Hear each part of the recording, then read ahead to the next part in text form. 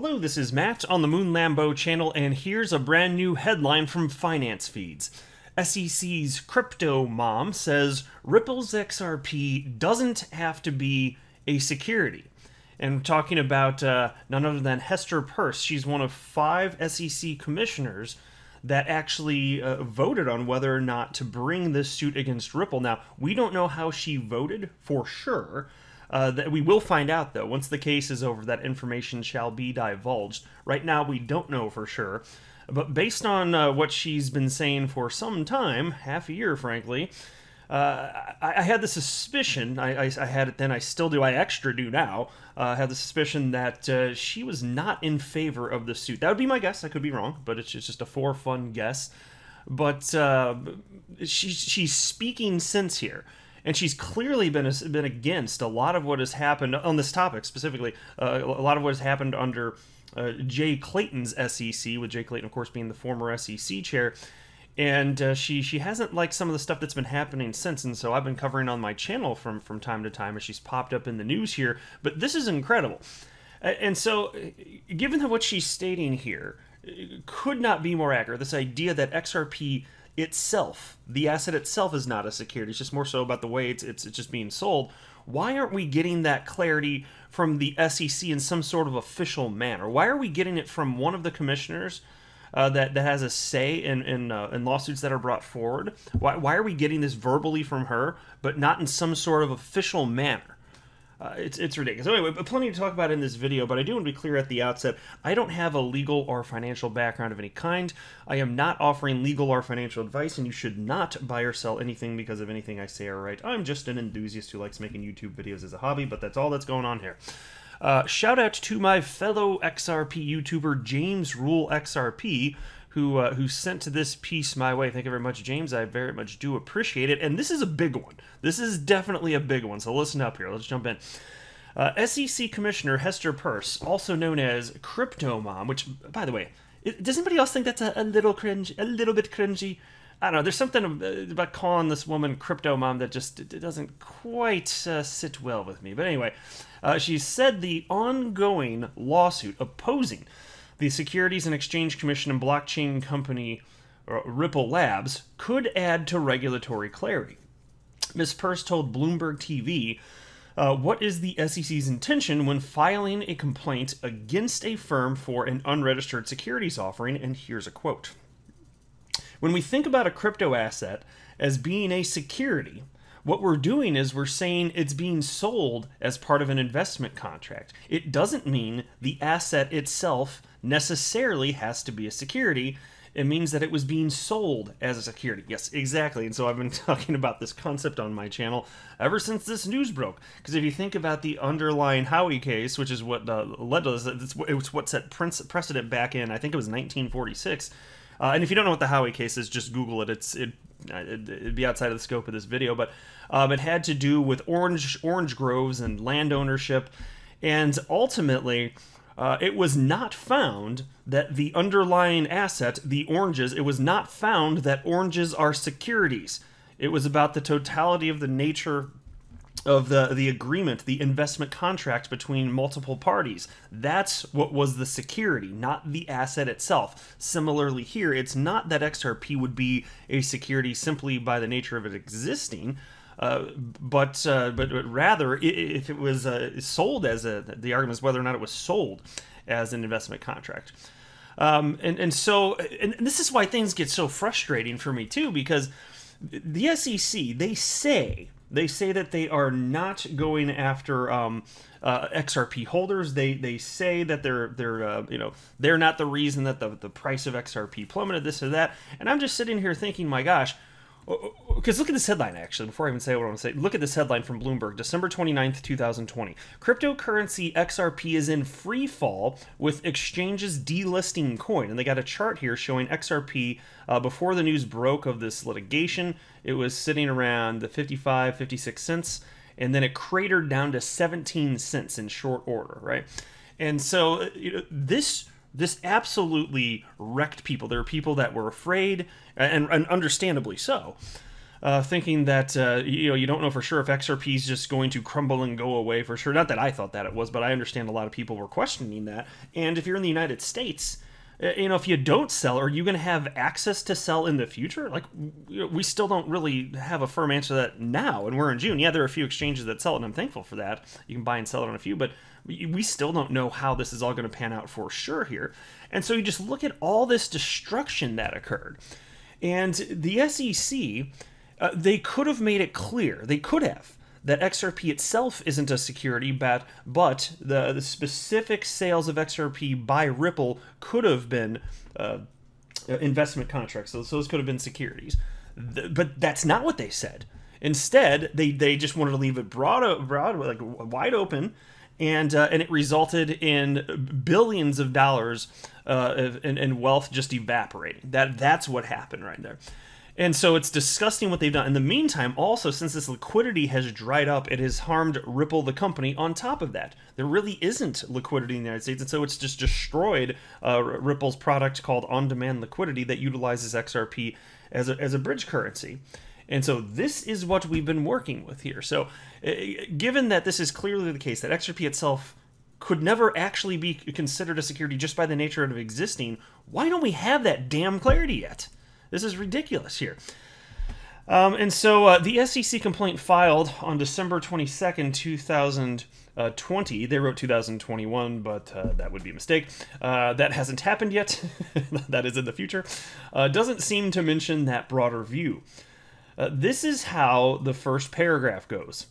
The Securities and Exchange Commission announced today that it has filed an action against Ripple Labs, Inc. and two of its executives who are also significant security holders, alleging that they raised over $1.3 billion through an unregistered, ongoing digital asset securities offering. So, ongoing, as in it hasn't even stopped. Even up to that point, December 22nd, it's an ongoing securities offering.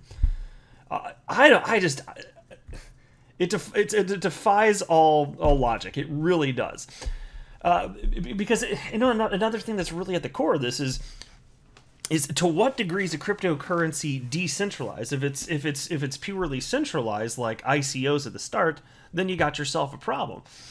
And frankly, here, let me switch over to another piece now. It was here's one from AMB Crypto. XRP lawsuit effect. I hope that we can provide clarity in a few areas. That's the title of this piece here.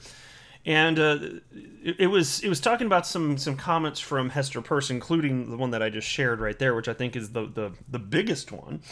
But she's got a plan called a safe harbor plan, which would allow companies to actually launch ICOs, initial coin offerings, but in compliance with the SEC's rules, because the truth of the matter is, just about 100% of cryptocurrencies, when they're launched, they're centralized, and so they're going to represent, if there's an entity that's selling a cryptocurrency, it's a virtual certainty that that's going to represent a securities offering, right? And so, that's why it's like SEC.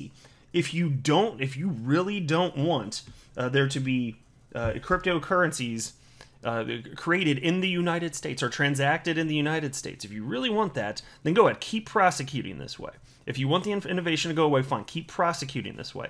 But if you want to provide a path forward, then just recognize that the nature of cryptocurrency is such that they're going to be centralized at an inception and then increasingly become decentralized. And so if you just offer a path forward, then the innovation can stay here. But they all, whether it's XRP or Ethereum, even Bitcoin was centralized back in the day. And I would argue Bitcoin is decentralized today. I still think XRP is more decentralized. But back in the day, when the first block was mined, there was one participant, Satoshi Nakamoto. Pretty damn centralized to me, don't you think?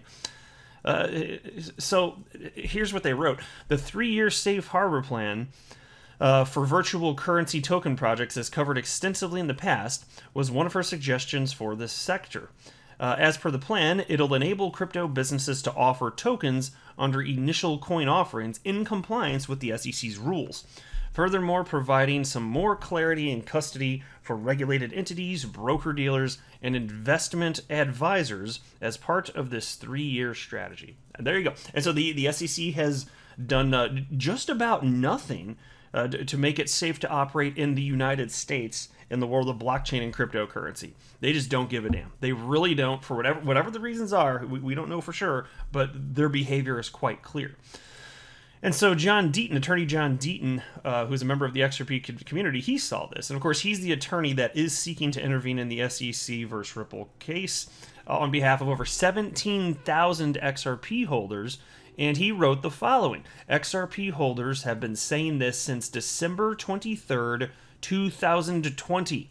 In the writ of mandamus filed 6 days after the SEC action against Ripple, we argued this.